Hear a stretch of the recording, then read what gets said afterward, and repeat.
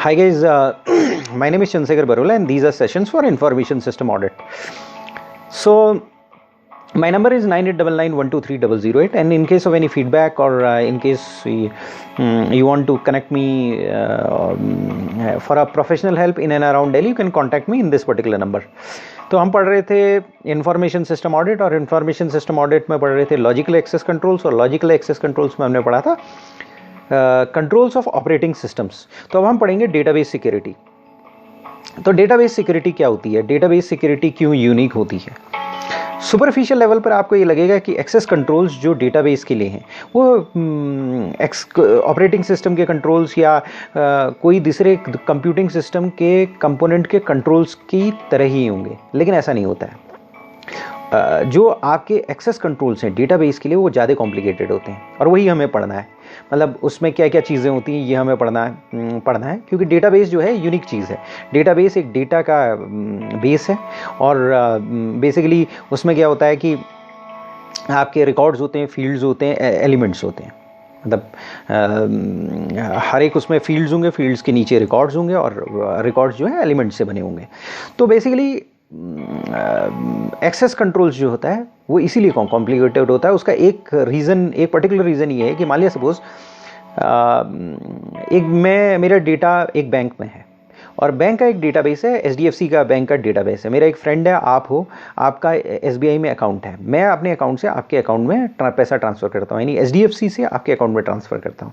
अब मेरा एक डेटा है वो डेटाबेस में, रिडंडेंसी नहीं होने के कारण ज़्यादा नहीं रखने के कारण मेरा सारा डेटा एक जगह पर है, यानी serial number, bank account number मेरा जो भी है चंद्रशेखर बरोला, उसके आगे मेरी बाकी डिटेल्स हैं, मेरी एज क्या है, बाकी पैन नंबर क्या है, पासपोर्ट नंबर क्या है, और उसके बाद मेरा नेशनैलिटी क्या है, मेरी एज क्या है, और बाकी मेरे फादर्स नेम क्या है, और मेरा नॉमिनी क्या है, और मेरा अकाउंट किस टाइप का है, करंट अकाउंट है, सेविंग है, ये सारी चीज़ें हैं।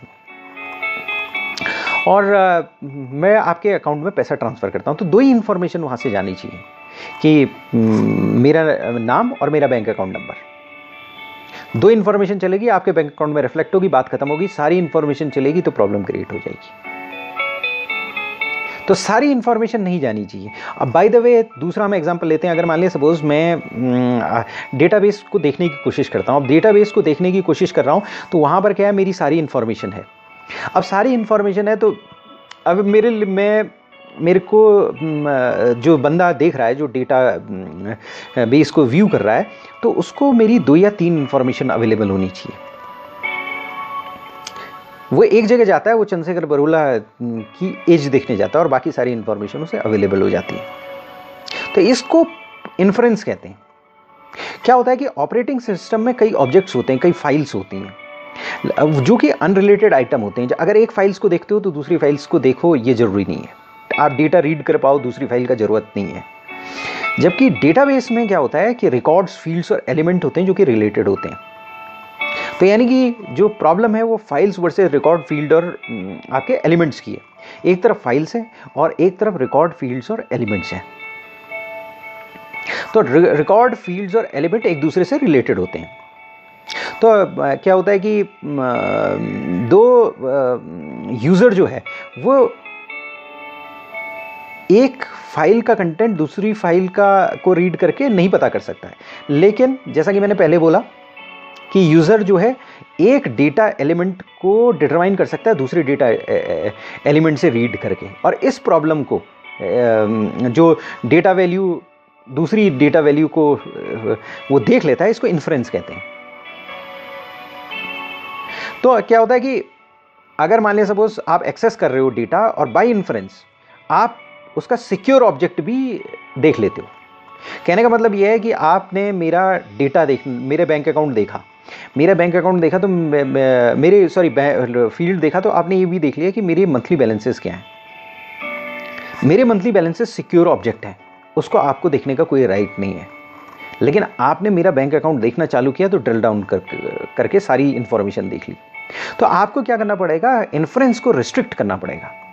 तो रिस्ट्रिक्टिंग इन्फ्रेंस का मतलब क्या होता है? रिस्ट्रिक्टिंग इन्फ्रेंस का मतलब ये होता है कि वो पाथ को रिस्ट्रिक्ट करना, कुछ पाथ को प्रोहिबिट कर देना, और जो पॉसिबल इन्फ्रेंसेस हैं उनको रिस्ट्रिक्ट करना। तो इन्फ्रेंसेस क्या होते हैं ये मैंने समझा दिया है कि अगर मान लीजिए सपोज आप एक डेटा देख रहे हो, एक टेबल देख रहे हो, तो हो सकता है उससे आप दूसरी टेबल भी देख सको। एक रिकॉर्ड देख रहे हो तो हो सकता है उसके जो किसी पर्टिकुलर रिकॉर्ड्स के और कंपोनेंट्स भी आप देख लो, उसके एलिमेंट्स आप देख लो जो कि रिस्ट्रिक्टेड है। जो ऑब्जेक्ट रिस्ट्रिक्टेड ऑब्जेक्ट है वो आपको नहीं देखना है, और वो प्रोसेस ऑफ इन्फ्रेंस की वजह से आपको दिखाई देते हैं। तो आपको इन्फ्रेंस रिस्ट्रिक्ट करनी पड़ेगी। इन्फ्रेंस को रिस्ट्रिक्ट करने का मतलब क्या है? कुछ पाथ को रिस्ट्रिक्ट करना है, वो पाथ को रिस्ट्रिक्ट करना है जो पॉसिबल इन्फ्रेंसेस को प्रिवेंट करेंगे। लेकिन अगर आपने ये रिस्ट्रिक्ट कर दिया, आपने इन्फ्रेंसेस रिस्ट्रिक्ट कर दिया, तो क्या होगा? क्वेरीज लिमिट हो जाएंगी। और कई बार क्या होता है कि जो ऑथराइज्ड यूज़र है वो कुछ अनऑथराइज्ड वैल्यू की एक्सेस नहीं चाहता है। जैसे फॉर एग्जांपल हो सकता है कि एक यूज़र हो, वो ये चाह रहा है, वो ये नहीं चाह रहा हो कि मेरे बैंक अकाउंट के बैलेंसेस देखे, वो ये चाह रहा हो मेरी नंबर ऑफ ट्रांजैक्शंस देखे, और वो नंबर ऑफ ट्रांजैक्शन देख सकता है। अगर मान लीजिए सपोज वो ये चाह रहा हो कि 2 ट्रांजैक्शन हो, 3 ट्रांजैक्शन हो, 4 ट्रांजैक्शन हो रहे हैं, इसी हिसाब से वो मेरे अकाउंट पे चार्जेस लगाने की सोच रहा है कि भाई किसके कितने, वो एक मैट्रिक्स डिटरमाइन करने की कोशिश कर रहा है कितने फ्री ट्रांजैक्शन होने चाहिए, उसके ऊपर कितने हों, तो 3 ट्रांजैक्शन फ्री हों, 4 हों, या उसके ऊपर कितने हों, उस पर कॉस्ट लगे, चार्ज लगे, क्योंकि एक पर्टिकुलर चार्ज हो रहा है कंटिन्यूस ज़रूरत से ज़्यादा विड्रॉल की वजह से, पर्टिकुलर बैक एंड में प्रेशर आ रहा है, ज़्यादा लोग रखने पड़ रहे हैं, तो एक पर्टिकुलर चार्ज लगाने की सोच रहे हैं ताकि या तो उसे डिसाइड करें या उसे अपनी कॉस्ट निकले। लेकिन अगर आप इन्फ्रेंस को रिस्ट्रिक्ट कर दोगे तो ये भी रिस्ट्रिक्ट हो जाएगा। तो ऑथराइज्ड यूज़र कभी नहीं चाहता था कि मेरे बैंक अकाउंट की अनऑथराइज्ड एक्सेस करे, जो वैल्यूज़ हैं मेरे रिकॉर्ड्स में, कुछ वैल्यूज़ हैं उसकी अनऑथराइज्ड एक्सेस करे। लेकिन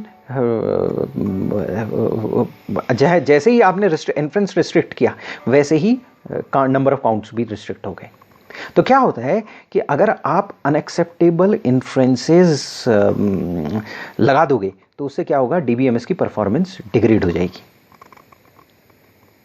तो डीबीएमएस की परफॉर्मेंस डिग्रेड होने में अनरिस्ट्रिक्टेड अनएक्सेप्टेबल इन्फ्रेंसेस का हाथ होता है। तो आपको इन्फ्रेंस रिस्ट्रिक्शन ऐसे लगानी है कि जिससे क्या डीबीएमएस की परफॉर्मेंस रिस्ट्रिक्ट ना हो। क्योंकि डीबीएमएस बना क्या है? डीबीएमएस डेटाबेस मैनेजमेंट सिस्टम है। डेटाबेस मैनेजमेंट सिस्टम क्या करता है? कुछ इन्फॉर्मेशन को रिस्ट्रिक्ट करता है और कुछ इन्फॉर्मेशन को अवेलेबल करता है। जो अवेलेबल करता है वो अवेलेबल हो जानी चाहिए, जो रिस्ट्रिक्ट करता है वो रिस्ट्रिक्ट होनी चाहिए। दोनों में से अगर कोई भी चीज़ स्मूथली नहीं हो रही है तो प्रॉब्लम हो रही है। CIA यानी कॉन्फिडेंशियलिटी, अवेलेबिलिटी और इंटेग्रिटी, 3 चीज़ें होती हैं। तो यानी हमने क्या पढ़ा? हमने ये पढ़ा कि डेटाबेस सिक्योरिटी होती है। डेटाबेस सिक्योरिटी जो होती है वो यूनिक होती है, वो ऑपरेटिंग सिस्टम सिक्योरिटी या दूसरे किसी कंप्यूटिंग सिस्टम के कंपोनेंट की सिक्योरिटी से थोड़ा सा यूनिक होती है, अलग होती है। क्यों होती है? क्योंकि वहाँ कोई चीज़ कहते हैं जिसे कहते हैं इन्फ्रेंस होती है। इन्फ्रेंस से क्या होता है कि हम डेटा वैल्यू को एक्सेस कर सकते हैं। अगर एक वैल्यू को हम, एक रिकॉर्ड की एक डेटा वैल्यू को हमने एक्सेस कर लिया तो बाकी को भी हम कर सकते हैं। क्यों कर सकते हैं? क्योंकि इन्फ्रेंस होती है। और इन्फ्रेंस क्यों होती है? क्योंकि रिकॉर्ड फील्ड और एलिमेंट्स आपस में रिलेटेड हैं। ऑपरेटिंग सिस्टम ऐसा नहीं होता, फाइल से एक दूसरे से रिलेटेड नहीं होती हैं, और एक फाइल को रीड करके दूसरी फाइल को तक का इन्फ्रेंस आप नहीं प्राप्त कर सकते हैं। तो इन्फ्रेंस को आपको रिस्ट्रिक्ट करना पड़ेगा, अनएक्सेप्टेबल इन्फ्रेंसेस क्रिएट करने पड़ेंगे। अनएक्सेप्टेबल इन्फ्रेंसेस क्रिएट करोगे तो डीबीएमएस की परफॉर्मेंस डिग्रेड हो सकती है। तो यानी कि एक बैलेंस रखना पड़ेगा। अगर आप बैलेंस नहीं रखेंगे तो आपके लिए प्रॉब्लम क्रिएट हो जाएगी। इसके बाद होता है डेटाबेस रूल्स एंड परमिशंस। तो डेटाबेस रूल्स एंड परमिशन अगला टॉपिक है। डेटाबेस रूल्स एंड परमिशन में हमारी स्टडी ये कहती है कि डेटाबेस बहुत यूज़फुल है। और क्यों यूज़फुल है? क्योंकि वे स्टोरेज और मेंटेनेंस ऑफ डेटा को सेंट्रलाइज करते हैं। यानी सारा डेटा एक जगह पर ले आते हैं, रिडेंडेंसी हटा देते हैं, स्टोरेज उस डेटा को मेंटेन करने में हेल्प करते हैं, मेंटेन में अपडेट करने में भी हेल्प करते हैं, जो हमने पहले पढ़ चुके हैं कि मतलब 10 जगह से डेटा है, 10 जगह अपडेट हो रहा है, कोई डेटा अपडेट हो रहा है, कोई नहीं हो रहा है, उसकी जगह हमने एक सिंगल डेटाबेस क्रिएट कर दिया। वहाँ पर सारी स्टोरेज हो गई और उस डेटा को मेंटेन किया जा रहा है। तो हम उसको सेंट्रलाइज कर रहे हैं और अपनी कॉस्ट को इफेक्टिव बना रहे हैं। और दूसरी बात यह है कि नेविगेबिलिटी भी इफेक्टिव बना रहे हैं। जिसको डेटा मिलना चाहिए दे दे रहे हैं, और जिसको नहीं मिलना चाहिए वो रिस्ट्रिक्ट कर देते हैं। और एक पर्टिकुलर पॉइंट है जहाँ पर मैसिव सिक्योरिटी कंट्रोल्स है, और जिसको अवेलेबल होना चाहिए उसको स्मूथली वो डेटा अवेलेबल हो रहा है, और डेटा को मेंटेन भी कर सकते हैं। अगर मान लीजिए सपोज अपडेट करना है, डिलीट करना है, कुछ करना है डेटा को, वो हम कर सकते हैं, क्विकली कर सकते हैं, और कॉस्ट इफेक्टिव सिस्टम भी है। तो इसका मतलब क्या है कि क्योंकि वो सेंट्रलाइज्ड है तो वहाँ पर एक लिमिटेड एक्सेस होनी चाहिए। तो लिमिटेड एक्सेस रिस्पॉन्सिबिलिटी भी है और बेनिफिट भी है सेंट्रलाइजेशन का। तो डेटाबेस क्या होते हैं, सेंट्रलाइज इसीलिए किए जाते हैं कि जिसको अवेलेबल नहीं होनी चाहिए उसको अवेलेबल ना हो, यानी कॉन्फिडेंशियलिटी, और जिसको अवेलेबल हो अवेलेबिलिटी। तो अवेलेबिलिटी और कॉन्फिडेंशियलिटी के लिए आपको क्या है, एक्सेस प्रिविलेजेस बनाने पड़ेंगे। पहले तो लॉजिकल एक्सेस कंट्रोल्स बनाने पड़ेंगे, लॉजिकल एक्सेस कंट्रोल्स के लिए एक्सेस कंट्रोल करनी पड़ेगी, और फिर एक्सेस जिसको एक्सेस देनी है उसके यूज़र एक्सेस प्रिविलेजेस बनाने पड़ेंगे। वैसे यूज़र एक्सेस प्रिविलेजेस में सारी चीज़ें आती हैं। तो डेटा लॉजिकली कैसे सेपरेट किया जाता है, यूज़र एक्सेस प्रिविलेजेस से, यानी कि यूज़र एक्सेस प्रिविलेजेस बना दी जाती हैं। तो डेटाबेस एडमिनिस्ट्रेटर है वो क्या करता है, वो लेवल ऑफ एक्सेस और मोड्स ऑफ एक्सेस डिटरमाइन करता है। लेवल ऑफ एक्सेस क्या होती है, लेवल ऑफ एक्सेस ये होती है कि डेटाबेस एडमिनिस्ट्रेटर ये डिटरमाइन करता है कि भाई किसको डेटा की एक्सेस अलाउ करना है, मतलब जो कौन से लेवल पर करना है। लेवल का मतलब view level, relation level, field level, record level या एलिमेंट लेवल। यानी इसको हम आगे देखेंगे, समझ में आएगा। तो उसमें क्या होगा, लेवल ऑफ एक्सेस इसे कहते हैं। तो DBMS को क्या करना पड़ना चाहिए कि ये पॉलिसी अच्छी तरीके से इन्फोर्स करनी चाहिए। क्यों करनी चाहिए, अगर ये पॉलिसी अच्छी तरह से इन्फोर्स नहीं हुई तो पूरी डेटाबेस की सिक्योरिटी कॉम्प्रोमाइज़ हो सकती है। अगर कोई बाहर से बंदा आया और उस एक डिलीट बटन ही दबाना है, सारी प्रॉब्लम्स क्रिएट हो गई। तो उसको एक पर्टिकुलर व्यक्ति को स्पेसिफाइड डेटा का एक्सेस देना, और जहां एक्सेस नहीं दिया जाना चाहिए वहां यूज़र एक्सेस प्रोहिबिटेड होना चाहिए। यानी जिसको जो एक्सेस देनी है, जिस लेवल पर एक्सेस देनी है और कई लोगों को नहीं देनी है, ये क्लियरली डिफाइंड होना चाहिए। दूसरी चीज़ जो हम पढ़े थे वो ये था कि मोड्स ऑफ एक्सेस। तो मोड्स ऑफ एक्सेस भी काफ़ी ज़्यादा होती हैं। तो मोड्स ऑफ एक्सेस क्या हो सकती हैं, जैसे फॉर एग्जांपल किसी को रीड एक्सेस दिया, किसी को चेंज करने का दिया, किसी को डिलीट करने का दिया, या किसी को वैल्यू अपेंड करने का दिया, मतलब क्या, और किसी को क्या है पर्टिकुलर रिकॉर्ड लेवल पर दिया, किसी को एंटायर फील्ड पर दिया, या किसी को ऐसी पावर दी जो पूरे डेटाबेस को रीऑर्गेनाइज कर सकता है। मतलब आप एंटायर फील्ड, रिकॉर्ड या डेटाबेस को रीऑर्गेनाइज करने की पावर्स आप दे रहे हो, ये मोड्स ऑफ एक्सेस होगा। तो मोड्स ऑफ एक्सेस में क्या है कि मान लीजिए सपोज मैं चंद्रशेखर बोला हूं, मेरे नाम और अकाउंट नंबर को डिलीट करने की पावर, अकाउंट नंबर, नाम और अकाउंट नंबर डिलीट हुआ तो सब कुछ डिलीट हो गया। तो उसको डिलीट करने की पावर, वैसे डिलीट नहीं होता, अगर वो डिलीट एक पर्टिकुलर जगह, एक रिकॉर्ड से डिलीट हुआ तो दूसरे जगह चले जाएगा कि मतलब ये पुराना वो है, लेकिन लाइव डेटाबेस नहीं होगा, पुराने डेटाबेस आर्काइवल रीजन में चले जाएगा। लेकिन अगर मान लिया सपोज उसको हटाना है तो उसके लिए सेपरेट पावर्स होनी चाहिए। अगर मेरे अकाउंट मैं पैन नंबर चेंज करना है, पैन नंबर वैसे यूनिक होता है, एक बार डाला क्यों चेंज हो रहा है ये वो नहीं, लेकिन मान लीजिए suppose address, account number, pan number तो चेंज नहीं हो सकता, पासपोर्ट नंबर चेंज नहीं हो सकता, तो अकाउंट नंबर और पासपोर्ट नंबर वही रहेगा। अगर थोड़ी देर के लिए ये समझ लीजिए कि अगर मान लीजिए सपोज मेरा एड्रेस चेंज हो रहा है, तो एड्रेस चेंज का ईजी है, उसका एक्सेस ईजी है, लेकिन अगर मेरा नाम चेंज हो रहा है उसका राइट्स देना, और कई बार क्या होता है पूरे डेटाबेस को रीऑर्गेनाइज करना, पूरे डेटाबेस को रीऑर्गेनाइज करना, कि यानी मालूम पड़ा एक गवर्नमेंट आई, गवर्नमेंट ने कहा कि जी एक और लाइन क्रिएट करनी है इसमें आधार कार्ड, अब एक और लाइन क्रिएट करनी है, पूरे डेटाबेस को रीऑर्गेनाइज करना है, या उन्होंने कहा कोई चीज़ को लिंक करना है, इससे सारे ट्रांजेक्शन्स को लिंक करना है किसी उससे, लॉ आ गई, तो वहाँ पर डेटाबेस और रीऑर्गेनाइजेशन हो गया। मालूम पड़ा एक जगह पूरी ब्रांच ही बंद हो गई, या नंबर ऑफ ब्रांच बढ़ गई, तो उसमें क्या है कि सारे ब्रांच के कोड्स नए जनरेट हो गए, और वो पहले क्या है 2 डिजिट कोड था, उसके बाद सपोज अपनी एडमिनिस्ट्रेटिव पर्पस के लिए, वैसे एक बैंक के लिए एक स्पेसिफिक कोड्स होते हैं, ऐसा नहीं हो सकता, लेकिन थोड़ी थियोरेटिकल पर्पसेस के लिए करते हैं कि अगर एक हम कोड्स चेंज कर रहे हैं, उसको रीऑर्गेनाइज कर रहे हैं, उसके लिए स्पेसिफिक अथॉरिटीज़ होनी चाहिए। तो ये कैसा होता है, ये होता है स्पेसिफिक पॉलिसीज़, और ये पर्टिकुलर पॉलिसीज़ जो हैं वो इन्फोर्स करेंगे तो ये सारी चीज़ें हो जाएंगी, लेवल ऑफ एक्सेस भी हो जाएगी, मोड्स ऑफ एक्सेस भी उस पॉलिसीज़ के अंदर होंगी, और वो पॉलिसी को इम्प्लीमेंट करना है। और ये इम्प्लीमेंट कौन करता है? डेटाबेस एडमिनिस्ट्रेटर करता है। वो स्पेसिफाई करता है कि भाई किसको एक्सेस होनी चाहिए, क्या नहीं होनी चाहिए, लेवल ऑफ एक्सेस क्या होना चाहिए, मोड्स ऑफ एक्सेस क्या होनी चाहिए, और मोड्स ऑफ एक्सेस में क्या एक्सेस प्रिविलेजेस होनी चाहिए। तो अब क्या होता है, इसके बाद क्या होता है मालूम पड़ा, आपके कंपनी है, कंपनी में कई चीज़ों का डेटाबेस है।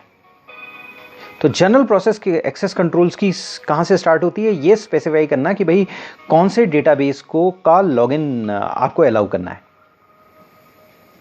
फिर परमिशन असाइन की जाती है उस डेटाबेस के अंदर, क्या असाइन करना है। सपोज ऐसा है, क्या नाम क्या, आप एक कंपनी में हो, आपके कंपनी के फाइनेंस डिपार्टमेंट हो, फाइनेंस डिपार्टमेंट में पेबल्स है, तो भाई कंपनी में बहुत सारे डेटाबेस हो सकते हैं, एचआर का हो सकता है, फाइनेंस का हो सकता है, तो आपको किस डेटाबेस की परमिशन देनी है? फाइनेंस के डेटाबेस की परमिशन देनी है या एचआर के परमिशन डेटाबेस की देनी है? बहुत सारे केसेस में क्या होता है, एचआर और फाइनेंस का बहुत सारे database, payroll particularly related database common होता है, लेकिन जहां ये अलग अलग डेटाबेसेस हैं तो वो किसको कौन सी परमिशन देनी है। और फिर एक बार डेटाबेस की परमिशन दे दी तो डेटाबेस के अंदर फिर विद इन डेटाबेस आपको क्या परमिशन देनी है।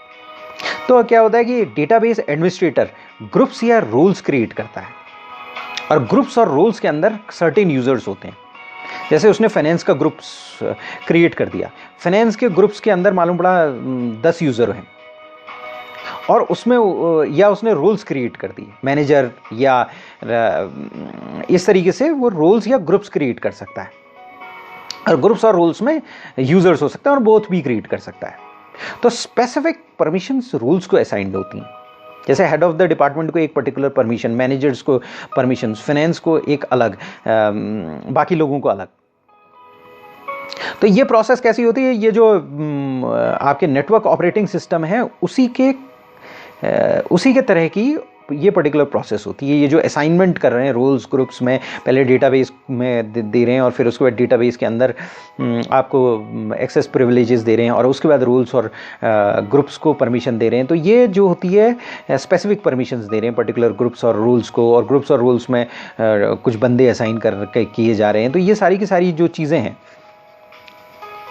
ये मॉडर्न नेटवर्क ऑपरेटिंग सिस्टम में भी ऐसे ही होता है। उसके अलावा क्या होता है, रिलेशनल डेटाबेस प्लेटफॉर्म में क्या है, ग्रुप्स को नेस्ट किया जाता है, it allows groups to be nested. तो क्या होता है, वहाँ पर हायरार्की ऑफ परमिशन क्रिएट हो सकती है। हायरार्की ऑफ परमिशन यानी कि लोअर लेवल परमिशन होगी, उसके बाद आपको ऊपर वाले बंदे के पास जाना पड़ेगा और फिर वो आपको परमिट कर सकता है। तो ये हायरार्की ऑफ परमिशंस होती हैं। तो अब क्या होता है, जैसे फॉर एग्जांपल एक रोल क्रिएट किया गया, सेल्स स्टाफ का एक रोल क्रिएट किया गया, एक डेटाबेस एडमिनिस्ट्रेटर है, उस पर्टिकुलर डेटाबेस एडमिनिस्ट्रेटर ने एक सेल्स स्टाफ का एक रोल क्रिएट कर दिया। अब रोल क्या क्रिएट किया है कि वो डेटा को इंसर्ट कर सकता है और अपडेट कर सकता है किसी पर्टिकुलर स्पेसिफिक टेबल, कोई एक पर्टिकुलर स्पेसिफिक टेबल है, फॉर एग्जाम्पल इनवॉइस करना है उसे, तो वो पर्टिकुलर स्पेसिफिक टेबल में डेटा इंसर्ट कर सकता है। या उसको कोई पर्टिकुलर डेटा है, कंपनी से रिलेटेड डेटा है, अगर मान लिया सपोज उसका लोअर टैक्स डिडक्शन आता है, TDS लोअर सर्टिफिकेट आता है of lower deduction of tax, lower deduction of TDS का जो सर्टिफिकेट आता है, उसका नंबर वो अपडेट कर सकता है। तो सर्टेन डेटा को स्पेसिफिक टेबल्स में अपडेट कर सकता है और इंसर्ट कर सकता है। तो ये जो यूजर्स हैं इस रोल्स के, वो कुछ स्टोर्ड प्रोसीजर्स, व्यूज और दूसरे डेटाबेस ऑब्जेक्ट्स को देख सकते हैं, और इसकी परमिशन उनको मिल सकती है। मालूम पड़ा उन्होंने देखा कि वो व्यू कर सकते हैं भाई उस क्लाइंट की हिस्ट्री क्या है, टोटल सेल्स कितनी हुई थी, कब कितनी सेल्स हुई थी। तो पर्टिकुलर इन्हें मतलब 3 चीज़ें जो अब हम आगे पढ़ेंगे, एक होता है व्यूज़, एक होता है स्टोर्ड प्रोसीजर्स, और ट्रिगर्स। तो ये जो तीनों चीज़ होती हैं, मतलब इसके बारे में हम आगे पढ़ेंगे कि व्यूज़ क्या होते हैं और आपके स्टोर्ड प्रोसीजर्स क्या होते हैं और ट्रिगर्स क्या होते हैं। बेसिकली ट्रिगर्स जो हैं कलेक्शन ऑफ एसक्यूएल्स होते हैं, सॉरी हाँ, stored procedure, triggers collection of SQL होते हैं, और ट्रिगर्स जो हैं पर्टिकुलर टाइम पर पर्टिकुलर इवेंट पर ट्रिगर करते हैं, टाइम पर नहीं इवेंट पर ट्रिगर करते हैं। तो जो अगर मान लिया सपोज सेल्स स्टाफ है, वो डेटाबेस एडमिनिस्ट्रेटर ने क्रिएट की, भाई ये इंसर्ट या अपडेट कर सकता है, और फिर उसने ये बनाया कि भाई जो उसका सीनियर ऑफिसर है, मान लीजिए वो सेल्स मैनेजर उसका सीनियर ऑफिसर है, तो उसका एक और रोल प्रोवाइड किया। अब उसको क्या रोल प्रोवाइड किया कि वो डिलीट कर सकता है सेल्स रिलेटेड डेटा और कुछ हायर चेंजेस कर सकता है डेटाबेस में, नए क्लाइंट्स क्रिएट कर सकता है। तो डेटाबेस एडमिनिस्ट्रेटर रूल्स क्रिएट करके परमिशंस को कंट्रोल कर सकता है। वो ये देख सकता है किसको परमिशन देनी, किसको नहीं परमिशन देनी, किसको कितनी परमिशन देनी और किसको कहां पर किसको लिमिट करनी परमिशन। तो आपको डिजाइन सिक्योरिटी होना बहुत जरूरी है। मतलब डेटाबेस यूजर्स की नीड को समझते हुए एक डिजाइन सिक्योरिटी बनानी पड़ती है, और ये डिजाइन सिक्योरिटी डेटाबेस एडमिनिस्ट्रेटर बनाता है। डिजाइन सिक्योरिटी का मतलब ये होता है कि भाई नीड टू नो प्रिंसिपल, मतलब लीस्ट रिक्वायर्ड परमिशन होनी चाहिए। तो यूजर ये बताएगा कि उसको किस चीज की, क्या चीज की डेटा एक्सेस चाहिए और क्यों चाहिए, उतना एक्सेस उसे मिलनी चाहिए, उसके बाद उसे एक्सेस नहीं मिलनी चाहिए। तो need to know policy, least required permission जिसे कहते हैं। जैसे फॉर एग्जांपल मैंने पहले भी बोला है, अलकायदा जो काम करना है वो नीड टू नो, या military need to know basis, top secret need to know basis होता है वहां पर। और ये नीड टू नो क्यों इंपॉर्टेंट होती है? नीड टू नो इसलिए इंपॉर्टेंट होती है कि अगर आपने ज़रूरत से ज़्यादा एक्सेस प्रिविलेज दे दिए तो वो एक्सीडेंटली डिलीट हो गया डाटा, मॉडिफाई हो गया डेटा, तो प्रॉब्लम क्रिएट हो जाएगी। अगर एक बार डेटा मॉडिफाई हो गया तो आप ढूंढते रह जाओगे, आपको पता नहीं, आप रिकॉर्ड्स निकालोगे, उससे मैच करोगे सही है कि नहीं डेटा, आपको कन्फ्यूजन रहेगा हमेशा। और फिर कंपनीज में ब्लेम गेम स्टार्ट हो जाएगा कि इसने ये किया, इसने वो किया, और समथिंग लाइक दैट। अगर कहीं कोई किसी का डेटा गलत हो गया तो उसने किसी दूसरे पर ब्लेम डाल दिया। तो ये बहुत इंपॉर्टेंट है कि अगर मान लीजिए सपोज आप कोई स्ट्रक्चर्ड क्वेरी लैंग्वेज यूज कर रहे हो तो आपके पास एक्सेस प्रिविलेजेस जो हैं कंट्रोल्ड रूप से, जो रीजनेबल रिस्ट्रिक्शंस होनी चाहिए वहाँ पर, रीजनेबली प्रिसाइज रिस्ट्रिक्शंस होनी चाहिए। जिसको रिस्ट्रिक्ट करना है उसको रिस्ट्रिक्ट करना चाहिए, जिसको नहीं रिस्ट्रिक्ट करना है नहीं रिस्ट्रिक्ट करना चाहिए, और हर एक में रिस्पॉन्सिबिलिटी सेग्रीगेटेड होनी चाहिए। किसको कौन डेटा को डाल सकता है, कौन उसको नहीं डाल सकता है, कौन उसको डिलीट कर सकता है, कौन उसको मॉडिफाई कर सकता है, ये सारी चीज़ें होना बहुत जरूरी है। तो हम फिर रिपीट करते हैं, हम पढ़ रहे थे डेटाबेस सिक्योरिटी। डेटाबेस सिक्योरिटी में हम इन्फ्रेंस पढ़ रहे थे, और फिर हमने पढ़ा था कि इन्फ्रेंस क्या होता है, कि भाई और कि इन्फ्रेंस हमें अनडिज़ायरेबल जो सिक्योर ऑब्जेक्ट को कैसे दिखा सकता है, और फिर रिस्ट्रिक्टिंग इन्फ्रेंस को हम कैसे रिस्ट्रिक्ट करते हैं, क्यों रिस्ट्रिक्ट करने में हमें क्या ध्यान रखना चाहिए, हमें अनएक्सेप्टेबल इन्फ्रेंसेज हों तो DBMS की क्वालिटी डिग्रेड होती है, वो पर्टिकुलर चीज़ का ध्यान रखना चाहिए। और कई बार क्या होता है, अनऑथराइज्ड जो एक्सेस चाहता ही नहीं बंदा किसी पर्टिकुलर चीज़ के लिए, लेकिन उसके आगे की चीज़ चाहता है, तो इन्फ्रेंस रिस्ट्रिक्ट करेंगे तो क्वालिटी ऑफ DBMS कई बार गिर जाती है। ये हमने पढ़ा था। दूसरी बात डेटाबेस रूल्स एंड परमिशंस हमने पढ़ा था, जिसमें ये था कि डेटाबेस जो है एक सेंट्रलाइज्ड डेटा को सेंट्रलाइज्ड रखता है, और फिर उसमें क्या होता है, लेवल ऑफ एक्सेस होती हैं और मोड्स ऑफ एक्सेस होती हैं। लेवल ऑफ एक्सेस जो होती हैं वो व्यू रिलेशन फील्ड रिकॉर्ड्स को देखने के लिए होती हैं, और जो आपकी मोड्स ऑफ एक्सेस होती है कि क्या हम डेटा को रीड कर सकते हैं, चेंज कर सकते हैं, डिलीट कर सकते हैं, ये या रीऑर्गेनाइज कर सकते हैं डेटाबेस को, एंटायर डेटाबेस को कर सकते हैं, एंटायर फील्ड को कर सकते हैं, एंटायर रिकॉर्ड को कर सकते हैं।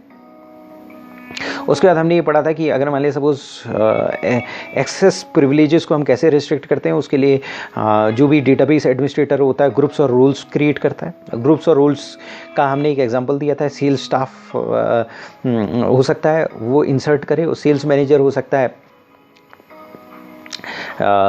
उसको डिलीट कर सके या नया क्लाइंट क्रिएट कर सके। और हमने फिर ये पढ़ा था कि डेटाबेस एडमिनिस्ट्रेटर को प्रिंसिपल ऑफ लीस्ट इंफॉर्मेशन या लीस्ट रिक्वायर्ड परमिशन ये माइंड में रखना पड़ेगा, और जो परमिशन दे वो नेविगेबल हो, इजी हो, आराम से आदमी को मिले, और जो इन्फॉर्मेशन ना हो वो ना मिले। और इसी तरीके से रिस्पॉन्सिबिलिटी डिटरमाइन होती है। अगर परमिशन लैक्स हैं तो भाई एक्सीडेंटली डेटा डिलीट हो सकता है, मॉडिफाई हो सकता है, जो कि बहुत डेंजरस हो सकता है डेटा इंटेग्रिटी के लिए। फिर क्या होता है, आपको पूरा डेटा चेकअप कराना पड़ सकता है फिजिकल रिकॉर्ड से, और अगर फिजिकल रिकॉर्ड्स भी नहीं है तो मैसिव प्रॉब्लम क्रिएट हो सकती है। तो ये थी डेटाबेस सिक्योरिटी। अब अगले सेशंस में हम और चीज़ पढ़ेंगे, जैसे व्यू पढ़ेंगे, ट्रिगर्स पढ़ेंगे, स्टोर्ड प्रोसीजर्स पढ़ेंगे। थैंक्स।